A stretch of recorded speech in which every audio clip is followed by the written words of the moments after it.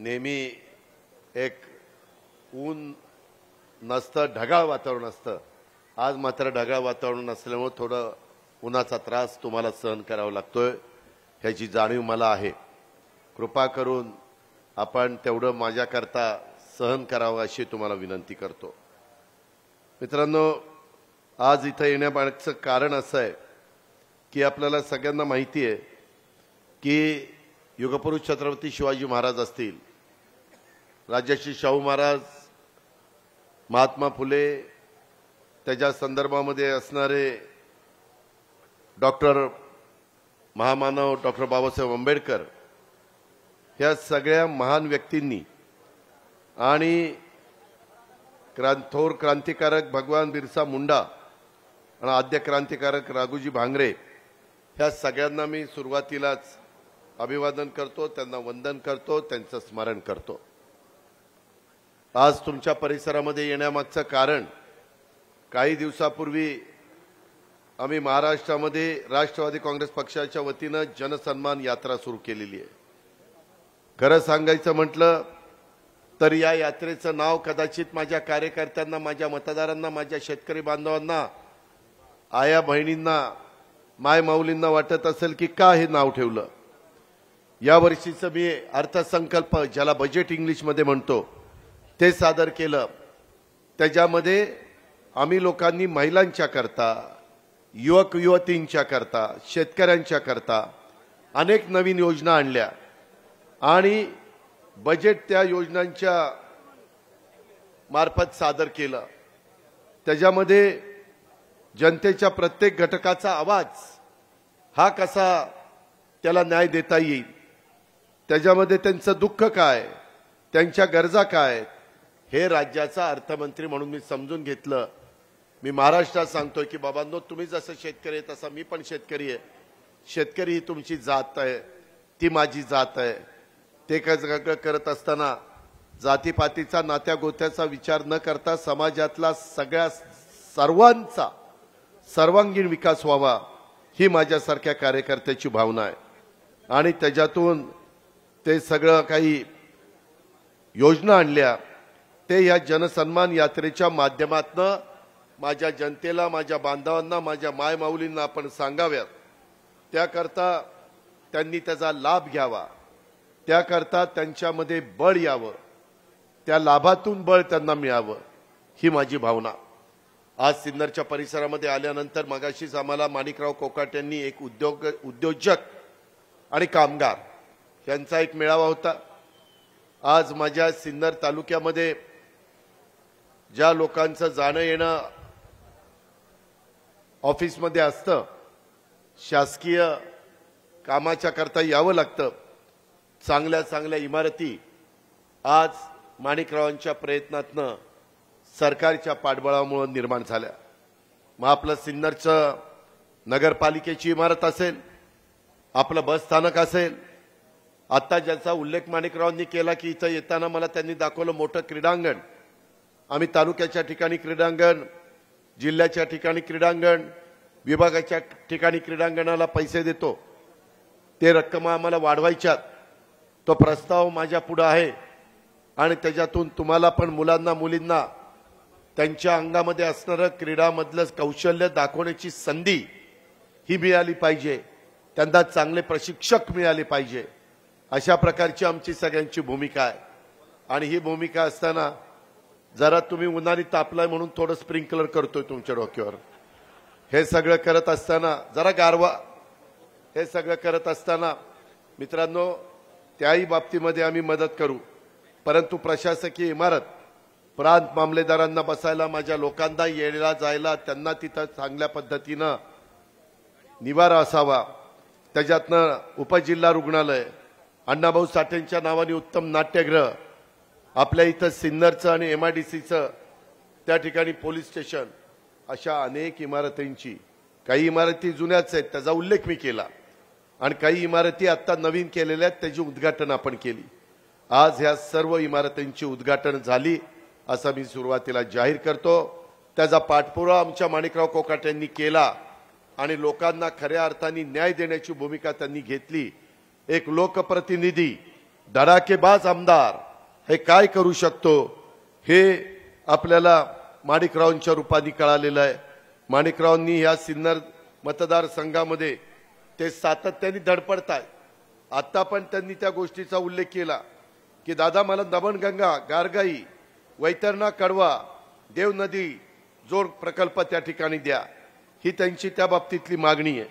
एवढ्यावरच नाही, त्यांनी त्याच्यामध्ये माझ्या सिन्नर मतदारसंघाचा सिंचनाचा प्रश्न सुटला पाहिजे, रोजगाराचा सुटला पाहिजे, रस्त्यांचा सुटला पाहिजे, पाण्याच्या प्रश्नासाठी ते सतत कार्यरत आहे। माझ्या सिन्नरकरांच्या सुखदुःखामध्ये ते सतत सहभागी असतात। कोकाटे साहेबांना आता त्यांची लेक सीमंतीने देखील उत्तम प्रकारची साथ देते। गेल्या काही दिवसामध्ये सिन्नरचा विविध प्रश्नांच्यासाठी सीमंतीने पुढाकार घेतलेला आहे। सिन्नरकरांची लेक राजकीय सामाजिक क्षेत्रामध्ये देखील चांगल्या प्रकारचं काम करू शकते, याचा मला विशेष आनंद आहे। आपण मुलींना संधी दिली, महिलांना संधी दिली तर त्याचं ते सोनं करतात। आज त्याच उद्देशाने मला ज्यावेळेस समाजामध्ये फिरत असताना जाणवलं, माझ्या बहिणी, आमच्या मायमाऊली ग्रामीण भागामध्ये राहत असताना खूप अडचणी, अनंत अडचणी, त्यांना स्वतःचा करता काही खर्च करायचं म्हटलं तर तशा प्रकारे त्यांना आर्थिक बळ मिळत नाही, आर्थिक लाभ मिळत नाही। त्यांना सबलीकरण केलं पाहिजे। त्यांना धुडभांडी खुरपणी करणारी आमची महिला, कुठं झाडू पोतना करणारी महिला, कचरा गोळा करणारी, काच गोळा करणारी, अशा प्रकारच्या महिला आहेत। त्यांनाही काहीतरी वाटतं ना की मलाही काहीतरी खर्च करावा, परंतु त्यांना नाही करता येत, कारण बाकीचा सगळा घराचा व्याप त्यांचा असतो। स्वतःच्या पोटाला चिमटा लावून ते आपल्या मुलांच्या, मुलींच्या करता, कारभाऱ्यांच्या करता सगळ्या गोष्टी करण्याचा प्रयत्न करतायत। बघा, वरुण राजालाही पटलंय, त्याच्यामुळे तेही आपल्या स्वागताला आलेलं आहे। जरा दम काढा, काही एक दिवस भिजलं म्हणून होणार नाही। मगाशी तुम्ही तापलाय, त्याच्याकरता गार करण्याचं काम चाललंय। मित्रांनो, यामध्ये आम्ही ज्यावेळेस चांगली योजना आणली महिलांना, आज महिलांनी मला हात वर करून सांगावं योजना चांगली आहे का नाही, चांगली असल्याने हात वर करावं, तेव्हा का सगळ्यांनी हात वर केले। आणि काही मात्र इतर पक्षांच्या महिला आमच्यावर टीका करतात। बांधवांनो, माय माऊलींनो, त्या महिला ब्युटी पार्लरमध्ये जातात, केस रंगवायला 1,500 रुपये देतात आणि त्यांना ह्या 1,500ची काय किंमत आहे? सोन्याचा चमचा तोंडामध्ये घेऊन आलेल्या काही महिला तुम्ही आमच्या गरिबीच्या बद्दल टीका टिप्पणी करता, आमची टिंगल टवाळी करता। आज माझ्या भगिनीला वर्षाला 18,000 रुपये देण्याच्या बद्दलचा आम्ही निर्णय घेतोय। 46,000 कोटी रुपये राज्यामध्ये कानाकोपऱ्यातल्या माझ्या महिलांना मिळणार आहे। कशाला म्हणतात 46,000 कोटी? तोच पैसा माझ्या ग्रामीण भागामध्ये वेगवेगळ्या दुकानामध्ये येईल, वेगवेगळ्या ठिकाणी जिथं महिलांना खर्च करावा असं वाटेल तिथं करतील। आणि अर्थसंकल्प सादर करत असताना विरोधकांनी टीका केली, टिंगल टवाळी केली। आता सांगतात की हे चुनावी जुमला आहे। कशाचा चुनावी जुमला? 10 वर्ष अर्थसंकल्प सादर करतोय, लोकांना माहिती आहे मी थोडासा कडक आहे, पण खोटं बोलत नाही। मी पक्का, माझा वादा पक्का असतो। आज देखील बांधवांनो आणि माय माऊलींनी सांगतो, तुम्ही पुन्हा एकदा आमच्या महायुतीच्या सरकारला संधी द्या। तुमचा पुढे 5 वर्ष माझी लाडकी बहीण, मुख्यमंत्री माझी लाडकी बहीण योजना, हे तुमच्या अकाउंटला पैसे जाणार म्हणजे जाणार। कोण मायेचा लाल ते थांबवू शकत नाही। स्वतः सरकारमध्ये असताना काही द्यायचं नाही। आज आम्ही समाजाचा विचार केला, त्याच्यामध्ये सर्व जाती धर्माच्या महिला घेतलेल्या आहेत, भेदभाव केला नाही, फक्त गरीब आहे का ते बघितलंय। गरिबी कमी करायची आहे, विकास करायचा आहे। आज इथे माणिकरावांनी मगाशी काही गोष्टी सांगितल्या, काही राजकीय घटना घडल्या, त्याच्यामध्ये विकासाच्या करता आम्ही सरकारमध्ये गेलो। मला माझ्या बांधवांनो सांगा, आम्ही सरकारमध्ये गेलो नसतो तर 2,900 कोटी रुपये माणिकरावच्या मतदारसंघात मला देता आले असते? नसते आले। सगळ्याला स्थगिती मिळाली होती। सरकार ज्या दिवशी गेलं त्याच्यानंतर नवीन सरकार आल्यानंतर सगळ्याला स्थगिती दिली, सगळी कामं ठप्प झाली। आम्ही काय लोकांना सांगायचं? काय उत्तर द्यायची, त्याकरता हा निर्णय घेतला. आणि तो निर्णय घेतल्यामुळं माझ्या मायमाऊलीला, माझ्या बहिणीला आम्ही 1,500 रुपये द्यायला यशस्वी झालो. जुलै ऑगस्टचे पैसे 19 तारखेला रक्षाबंधन आहे. तुम्ही मला राख्या बांधलेल्याच आहेत. तुमचा आमच्यावर विश्वास आहे. तुम्ही आमचं स्वागत करताय.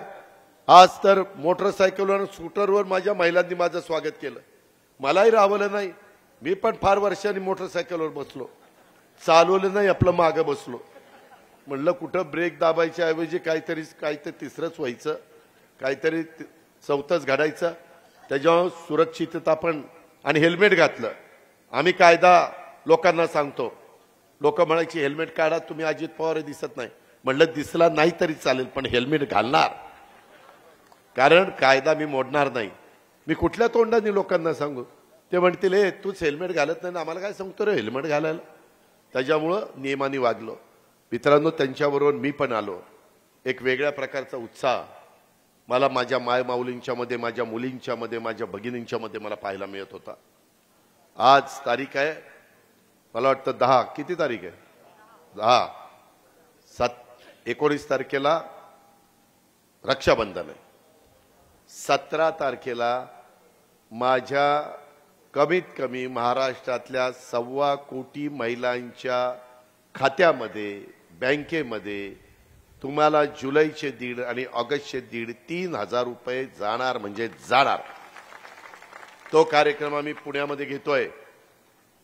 मी इथं सिन्नरला यायच्या आधी 3 दिवसापूर्वी माझ्याकडे फाईल आलेली होती हे पैशाची.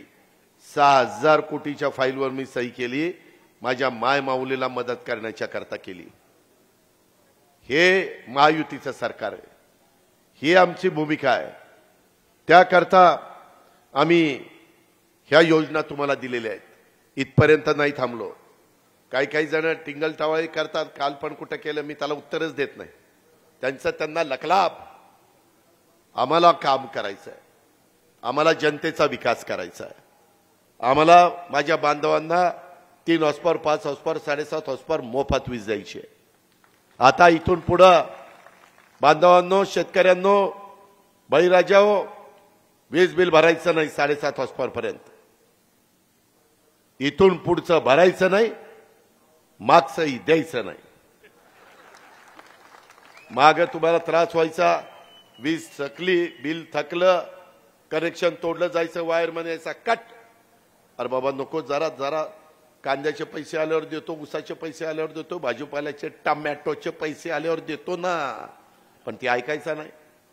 त्याच्याकरता आता तो काही दारात येणार नाही. त्याच्यामध्ये व्यवस्था केलेली आहे. जवळपास 15,000 कोटीचा भार आम्ही उचललेला आहे. आपलं राज्य प्रगत राज्य आहे. फार विचारपूर्वक या योजना दिलेल्या आहेत. विरोधकांच्या नेमकं पोटात दुखायला लागले. ते म्हणतात हे कुठनं पैसे आणणार? अरे आम्ही सरकार चालवतो, आम्ही कसा टॅक्स गोळा करायचा तो करू ना. तुमच्या काय पोटात दुखतोय, कुठनं पैसे आणणार? पैसे जर नाही मिळाले तर बोला ना. आज माझ्या शेतकऱ्यांना वीज माफी देत असताना आता सोलरवर इथनं पुढे सौर ऊर्जा पंप आम्ही तुम्हाला द्यायचा निर्णय घेतलाय. 8.5 लाख पंप इथून पुढे सौर ऊर्जाचे.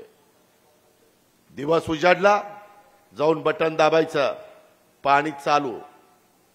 संध्याकाळ दिवस मावळला, बटन बंद करायचं, पाणी बंद, स्प्रिंकलर बंद, ड्रीप बंद. आणि घरी जाऊन बायका मुलांच्या मध्ये त्या ठिकाणी गप्पा मारायच्या, एकमेकाची चौकशी करायची, काही चांगले संस्कार त्या ठिकाणी करायचे. हे आम्ही महायुतीनं केलंय. हे आम्ही त्याच्यामध्ये पुढाकार घेतलाय. काय वाईट केलं?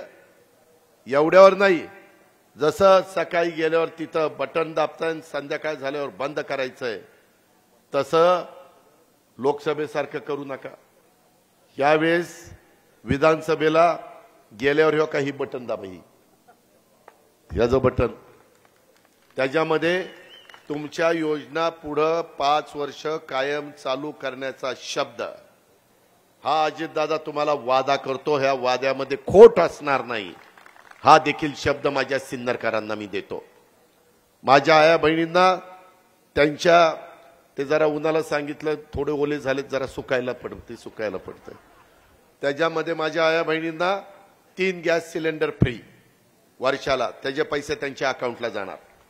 त्यांना मदत ही, कारण गरिबी आपल्याला कमी करायची आहे, त्याकरता आपल्याला हे सगळ्या मदती करायच्या. माझ्या कांदा उत्पादक शेतकरी नाराज आहे. पुणे, सोलापूर, सातारा, नाशिक, अहमदनगर, ज्या भागामध्ये माझ्या महाराष्ट्रात कांदा पिकतो तिथला शेतकरी नाराज आहे. निर्यात बंदी का करता?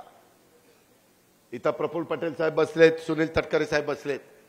आम्ही दिल्लीमध्ये जाऊन दिल्लीच्या सरकारला सांगितलंय, आता इथनं पुढे निर्यात बंदी नाही.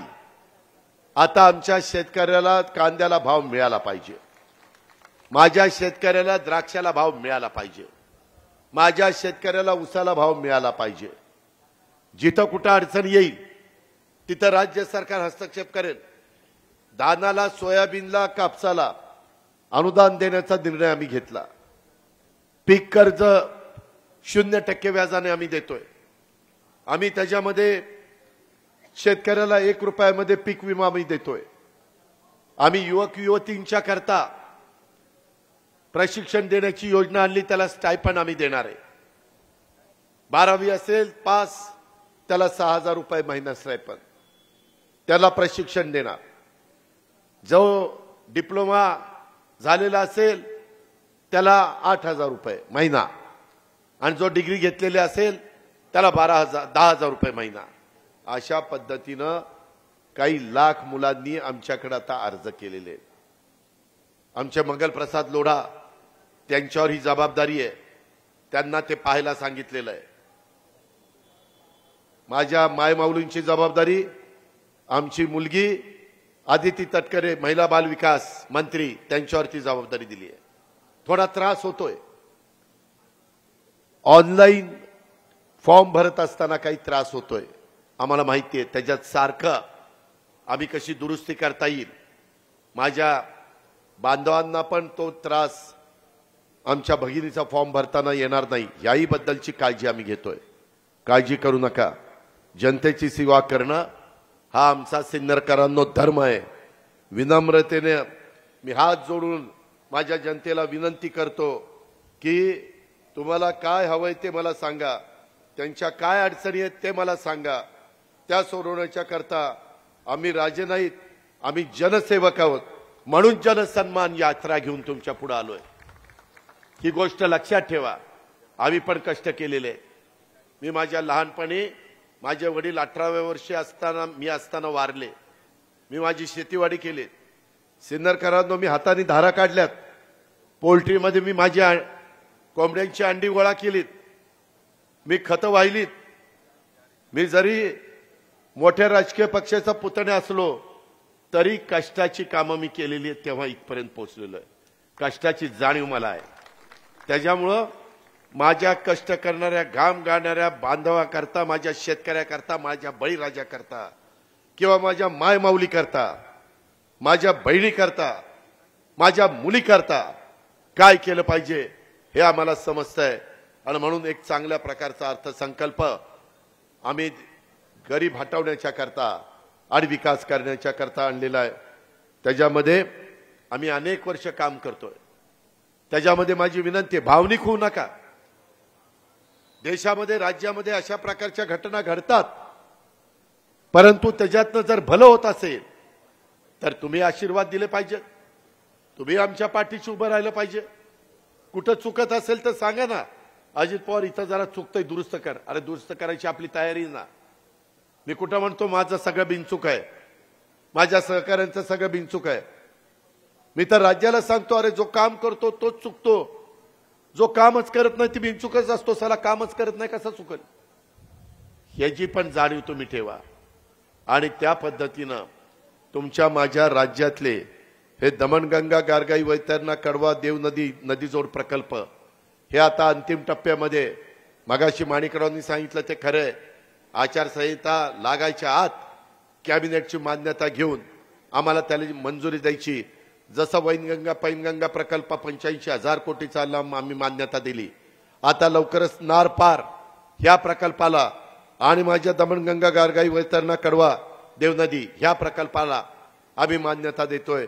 माणिकरावचा सारखा आमच्या माग त्या ठिकाणी पाठपुरावा चाललेला आहे, सारखा त्या बाबतीमध्ये माणिकराव कुठं कमी पडत नाही, हे पण आपण लक्षामध्ये ठेवा। काही इथल्या भागामध्ये प्रलंबित पीक विमा आणि दुष्काळ अनुदान हे राहिलंय असं सकाळी माणिकरावांनी मला सांगितलंय। मुंबईला गेल्यानंतर त्याच्यामध्ये देखील लक्ष घालतो। मुसळगाव आणि आडगवाडी 220 केव्हीएचं सबस्टेशन ह्या प्रस्ताव मंजूर करण्याची मागणी इथं आलेली आहे। त्याच्याही बद्दल मी 10 वर्ष जल ऊर्जा खातं सांभाळलं। तुम्ही किती वर्ष सांभाळलं? 1 वर्ष तटकरे साहेबांनी सांभाळलं। त्याच्यामुळं आमच्या दिलीप वळसे पाटलांनी अनेक वर्ष सांभाळलंय। मला ह्याच्यातले बारकावे माहिती आहेत। मी त्याच्यातनं तुमचा मुसळगाव आणि आडवाडीचं 220 केव्हीएचं सबस्टेशन देखील मंजूर करण्याच्या करता माझी सगळी ताकद पणाला लावेल, तुम्ही काही काळजी करू नका। गोंदी येथे आपला समृद्धी महामार्गाचं इनलेट आणि आउटलेट असणाऱ्या जे गोंदी तेथे आंतरराष्ट्रीय शेतमालाची बाजारपेठ आपल्याला उभी करायची स्थानिकांची मागणी आहे। नवीन नवीन मागण्या येत आहेत, त्या मागण्या पूर्ण करणं आमचं कर्तव्य आहे। आम्ही त्याच्याकरता त्या ठिकाणी स्वतः झोकून देऊन काम करायला तयार आहोत, म्हणून तेही करण्याच्या करता आम्ही पुढाकार घेऊ। सेजमध्ये भूखंड मिळावा त्याच्याकरता आत्ताच उद्योगपती आणि माझे कामगार यांचा एकत्र मेळावा झाला। मी मंगळवारी मीटिंग लावली। माणिकराव इथं यायच्या आत मी कांबळे सेक्रेटरीला फोन लावला आणि उद्योग सचिव आणि सीओ एमआयडीसी त्यांना आणि सांगितलं हे सगळे कामाची तयारी करून सोमवारी करा, मंगळवारी मीटिंग लावणार आहे। आणि त्या पद्धतीनं मंगळवारी का बुधवारी, मंगळवारी ती मीटिंग लावून हे प्रश्न धसास लावतो। अरे मित्रांनो, आपलं काम बोलतं तर विकास होतो, ही गोष्ट लक्षात ठेवा।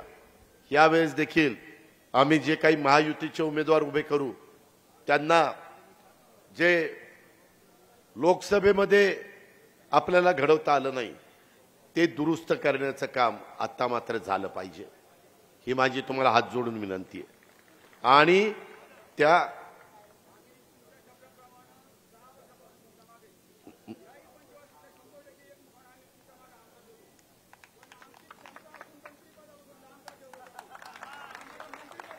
यामध्ये महायुतीचं सरकार पुढच्या वेळेस आणा, पुढच्या वेळेचा नाशिकचा मंत्री माणिकराव कोकाटे असेल बस। त्याकरता घड्याळाचं बटन दाबायला विसरू नका। जिथं घड्याळ असेल तिथं घड्याळ, जिथं धनुष्यबाण असेल तिथं धनुष्यबाण, जिथं कमळ असेल तिथं कमळ, त्याच्यामध्ये काळजी करू नका। आणि या संदर्भामध्ये सरकारमध्ये राष्ट्रवादी काँग्रेस पक्षाने कुणाला मंत्री करायचं तो तर आमचा अधिकार आहे। त्याच्यामुळे मी सांगितलं, त्याच्यामुळे आमच्या हातात जेवढं आहे तेच सांगतो, त्याच्यामुळे ब्रेकिंग न्यूज करायचं काही कारण नाही। त्याच्या संदर्भामध्ये आपल्या एमआयडीसीचे प्रश्न आहेत। इंडिया बुल्स ऊर्जा प्रकल्प सुरू व्हावा, तो आता आपला महाजनको घेत आहे, त्याही अधिकाऱ्यांना मी बोलवलेलं आहे। एक तर चांगला गेलोत म्हणून मालक आहे, त्यांनी सुरू केलेला प्रकल्प अडचणीत आला, कधी कधी काही प्रकल्प अडचणीत येतात, तसा आला पुन्हा त्याचा कसं चांगल्या प्रकारे सुरुवात करता येईल ह्याबद्दलचा प्रयत्न हा आमचा माणिकरावांचा सगळ्यांचा चाललेला आहे। त्याबद्दल देखील माझ्या सिन्नरकरांनी काही काळजी करण्याचं कारण नाही, अशा प्रकारची विनंती देखील माझ्या सिन्नरकरांना या सभेच्या निमित्तानं त्या ठिकाणी करतो। माझं आपल्याला सगळ्यांना विनंती आहे की आम्ही अतिशय चांगल्या प्रकारे कोरोनाच्या काळामध्ये लोकांचे प्रश्न सोडवण्याच्या करता आम्ही प्रयत्न केला। आम्ही लोकांच्या मध्ये गेलो, लोकांना लसीकरण असेल, वॅक्सिन असेल, लोकांना औषधं असतील, ॲम्ब्युलन्स असेल, जम्बो हॉस्पिटल असेल, वेगवेगळ्या हॉस्पिटलला निधी देण्याचं काम असेल। आता प्रत्येक जिल्ह्यामध्ये एक मेडिकल कॉलेज राज्य सरकारच्या वतीने आम्ही देतोय।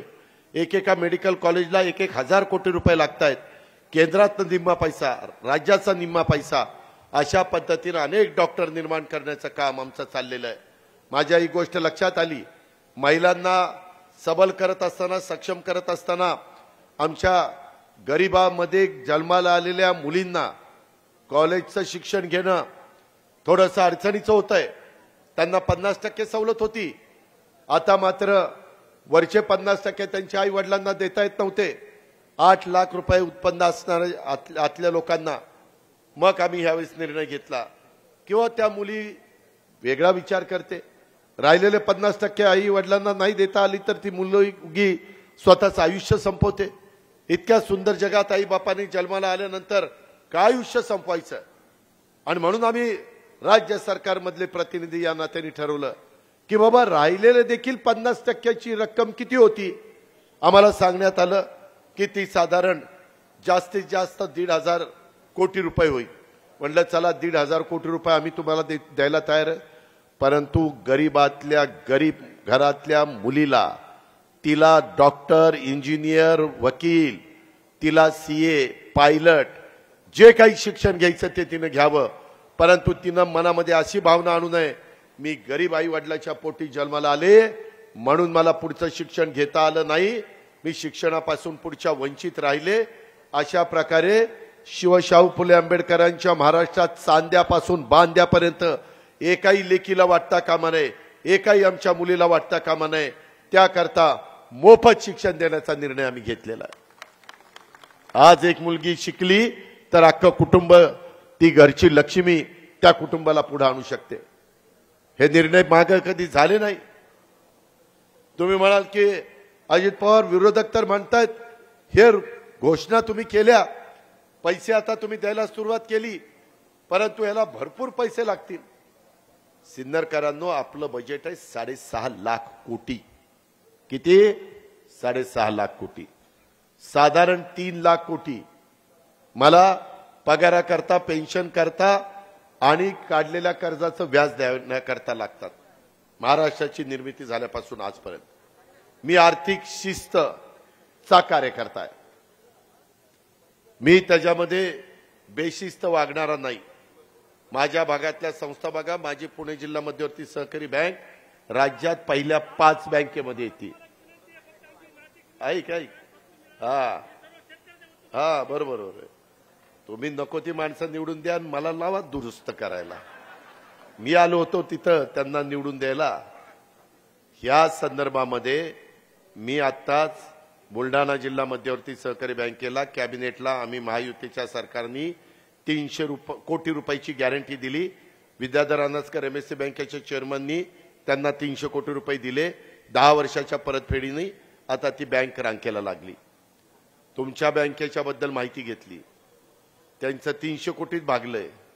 तुमचा घास लय मोठा आहे, तुम्हाला 700 कोटी रुपये लागत आहेत. म्हणजे 700 कोटीची गॅरंटी जर राज्य सरकारने दिली तर एमएससी बँक तुम्हाला पैसे देईल. तुम्हाला म्हणजे बँकेला पैसे दिल्यानंतर दरवर्षी 10% म्हणजे 70 कोटी आणि त्याचं काही नॉमिनल होणारं व्याज त्यांनी परत करायचं. अशा पद्धतीनं त्या धर्तीवर आम्हाला नाशिक जिल्हा मध्यवर्ती सहकारी बँकेचं पण अडचणीतनं बाहेर काढण्याचं काम करायचं आहे. ती धमक आणि ती ताकद आमच्यात आहे, दुसऱ्यात नाही. हे येड्या गाबाळ्याचं काम नाही. सहकार खातं राष्ट्रवादी काँग्रेस पक्षाच्या दिलीप वळसे पाटलाकडे आणि अर्थ खातं तुमच्या समोर भाषण करत असणाऱ्या अजित पवाराकडे. त्याच्यामुळं गॅरंटी देण्याचं काम आणि तिथून जे काही मान्यता द्यायचं काम ते आम्ही त्या ठिकाणी करू. परंतु नंतर तरी तेवढं करा, चांगली माणसं तिथं बँकेमध्ये पाठवा. ते तर तुमच्या हातात आहे ना, का ते पण माझ्याच हातात आहे. ह्या गोष्टीचा विचार आपण सर्व सहकारी मित्रांनी ह्या निमित्तानं केला पाहिजे. विरोधकांचं आम्हाला बोलणं खावं लागतं, शिव्या खाव्या लागतात, त्यांचं वेगवेगळं म्हणणं आहे, आम्हाला काही त्याच्याशी घेणं देणं नाही. विरोधकांचं कामच असतं सत्ताधारी पक्षाला विरोध करणं. ते त्या पद्धतीनं करतात. ते म्हणतात की हे सगळं खोटं आहे. त्या लोकांच्या मध्ये आणि तुमचे म्हणजे विरोधकांच्या मध्ये आणि तुमच्या समोर भाषण करत असणाऱ्या अजित पवारांच्या मध्ये फरक आहे. ते राजकारण करतात, मी काम करतो. मी 80% समाजकारण करतो आणि 20% राजकारण करतो. मी कधी शेतकऱ्याच्या पोटी जन्माला आलेला असल्यामुळं माझ्या शेतकऱ्याला मी फसवणार नाही. जोपर्यंत माझ्या जीवात जीव आहे तोपर्यंत. ही पण गोष्ट आपण सगळ्यांनी लक्षामध्ये ठेवा.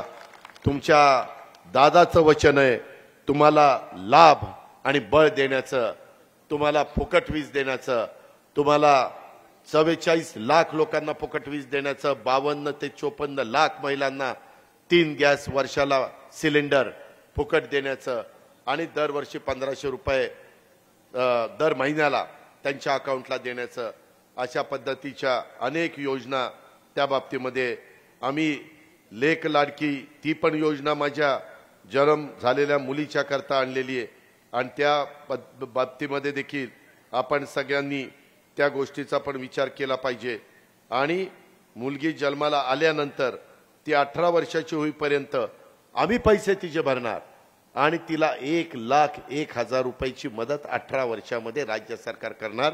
गेल्या वर्षीपासून ती योजना सुरू आहे।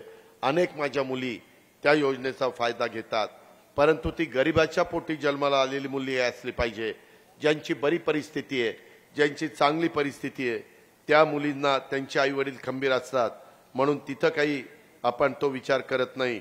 ही पण गोष्ट आपण सगळ्यांनी या निमित्तानं ध्यानामध्ये घेतली पाहिजे। आपलं राज्य अर्थव्यवस्थेच्या बाबतीमध्ये देशातलं पहिल्या क्रमांकाची अर्थव्यवस्था असणारं राज्य आहे आणि त्याच्यामुळे बाबांनो ह्या सगळ्या बाबतीमध्ये आम्ही तुम्हाला मदत करण्याच्या करता केव्हाही तयार आहोत। माझी तुम्हाला दुसरी एक विनंती आहे की कांद्याच्या बद्दल आम्ही आता तुम्हाला पुन्हा अडचण येऊन देणार नाही। तुम्ही मात्र विधानसभेला आम्हाला अडचण येऊन देऊ नका, ही हात जोडून तुम्हाला विनंती आहे। दुधाचा पण दर 5 रुपये लिटरला आम्ही वाढवून दिलाय, अनुदान दिलंय।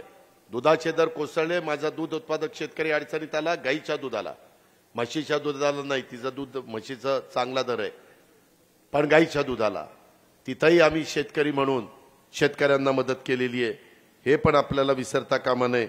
जवळपास मोठ्या प्रमाणावर दूध उत्पादन करणाऱ्या शेतकऱ्यांच्या बाबतीमध्ये हा प्रकल्प आम्ही त्या बाबतीमध्ये राबवतोय। ह्याही गोष्टीची नोंद तुम्ही सर्व सहकारी मित्रांनी आजच्या ह्या सभेच्या निमित्तानं घेतली पाहिजे, अशा प्रकारचं देखील मला आपल्याला सगळ्यांना सांगणं आहे। आज हे सगळं तुम्हाला सांगत असताना मला मुख्यमंत्री माझी लाडकी योजना ही एक योजना, पिंक ई रिक्षा योजना ही आमच्या महिलांच्या करता आणलेली योजना, मुख्यमंत्री अन्नपूर्णा योजना ही गॅस 3 सिलेंडर मोफत देण्याची, बळीराजा वीज सवलत योजना ही 3 हॉर्सपॉवर 5 हॉर्सपॉवर 7.5 हॉर्सपॉवर करता, सौर ऊर्जा पंप 8,50,000 शेतकऱ्यांना सौर पंप मिळणार आहे, त्याकरता ती योजना आणलेली आहे। युवा कार्य प्रशिक्षण योजना त्याचा उल्लेख मी केला, दुधाला अनुदान त्याचा उल्लेख केला, कापूस सोयाबीनला आपण 29 लाख कापूस आणि 50 लाख सोयाबीन उत्पादक शेतकऱ्यांना 5,000 रुपये हेक्टरी मदत आपण त्या ठिकाणी करण्याचं काम सुरू केलेलं आहे। नमो शेतकरी सन्मान योजना केंद्र सरकारची 6,000 रुपये वर्षाला आणि आपल्या राज्य सरकारची 6,000 रुपये, अशा पद्धतीनं वर्षाला 12,000 रुपयाची योजना ती आपण आणलेली आहे। महात्मा फुले जन आरोग्य योजना पूर्वी ती 1.5 लाखापर्यंत होते, ती आता 5 लाखापर्यंत तुम्हाला औषध पाणी ऑपरेशन हे करता आलं पाहिजे म्हणून ती योजना आणलेली आहे। आमच्या वारकरी दिंड्यांना अनुदान 1,500 वारकरी दिंड्यांना 20,000 पर्यंत अनुदान आपण त्या बाबतीमध्ये दिलेले आहे। ह्या योजना तुम्हाला समजावून सांगण्याच्या करता ही जनसन्मान यात्रा आहे, ही गोष्ट आपण सगळ्यांनी लक्षात ठेवा। त्याच्या आता माग खोट्या नाट्या त्यांच्या प्रचाराला बळी पडू नका।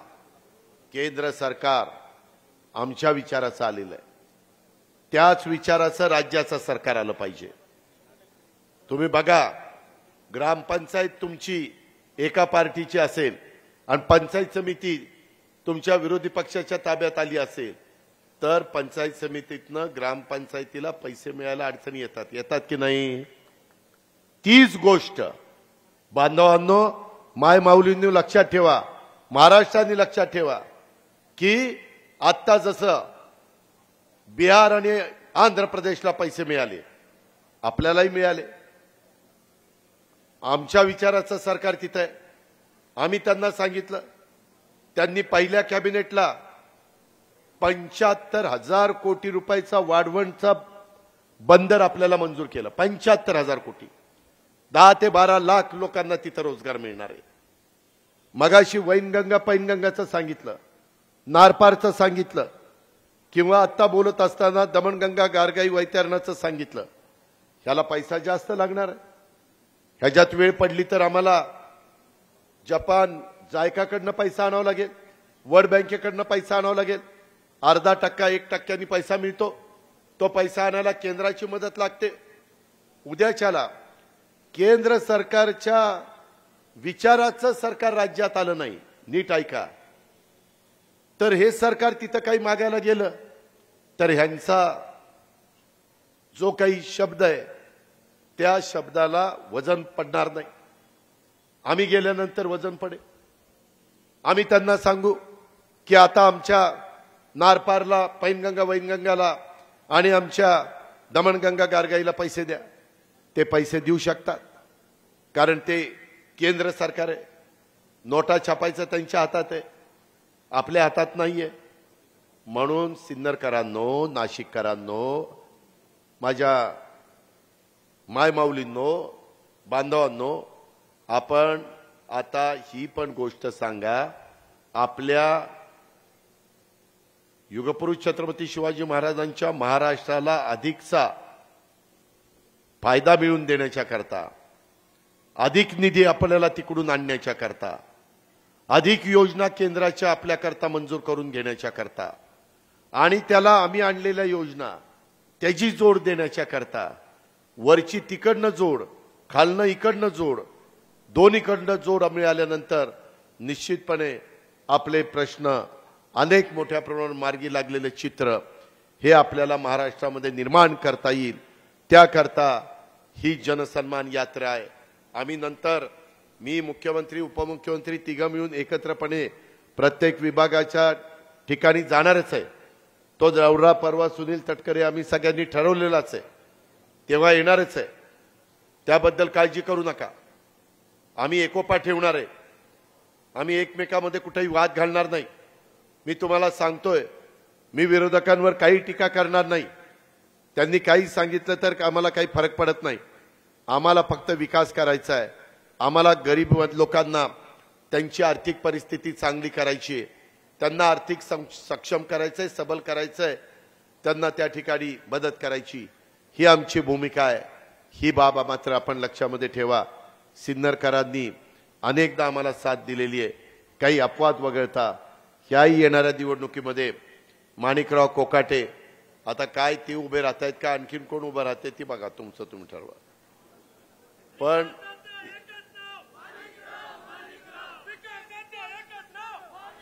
अरे बाबा, विकासाचं एकच नाव माणिकराव, माणिकराव. परंतु ते माणिकराव उद्या म्हणाले मी ह्यावेळेस उभा राहत नाही, आपण ह्यावेळेस अमक्याला उभं करू, तर मी काय करायचं?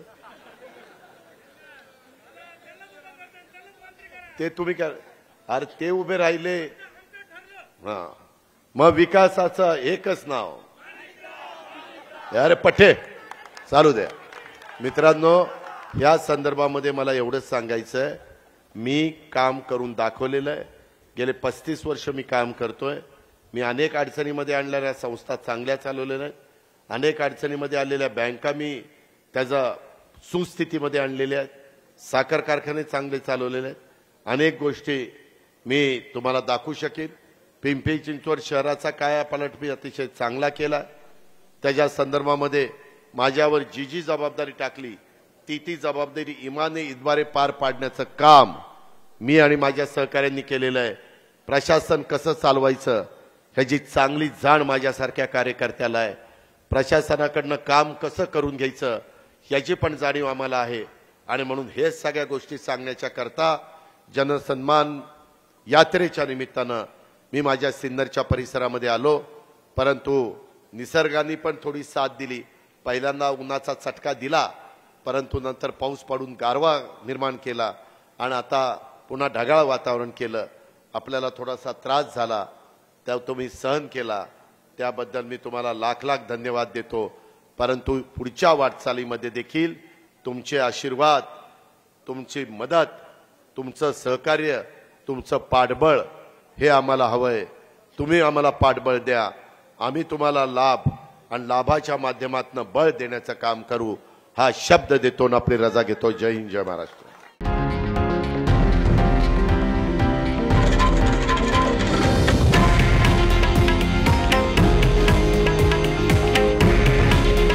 हे आहे देशातील नंबर 1 न्यूज नेटवर्क आणि आपण पाहत आहात TV9 मराठी. काळजी तुमची, हित महाराष्ट्राचं.